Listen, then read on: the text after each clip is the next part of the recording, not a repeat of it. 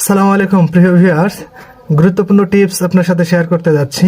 আজকে সকালবেলা ঘুম থেকে ওঠার পর যখন আমি দেখি আমার ফেসবুক অ্যাকাউন্টের ড্যাশবোর্ড, তখন দেখি সব কিছু ঠিকঠাক আছে, কিন্তু আমার যে ডলার ছিল রিলস থেকে এবং ফটোজ এবং পোস্ট থেকে আমার অ্যাকাউন্টে আসছিল, সেখান থেকে 4 সেন্ট নেই। ডলার বলছি না, সেখান থেকে 4 সেন্ট কই গেছে খুঁজে পাওয়া যাচ্ছে না। তো আমি ভাবলাম যে এটা কই যাচ্ছে, তখন আমি ইউটিউব ঘাঁটলাম।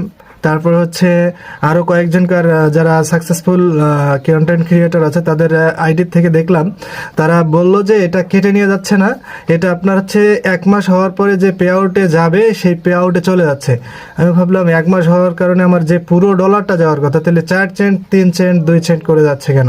তো আমার হচ্ছে ঘটনা হচ্ছে গত 1 মাসের মধ্যে যে আর্নিংসটা ছিল, সে আর্নিংসের 4 সেন্ট কেটে নিয়ে গেছে পে আউটে যায় জমা।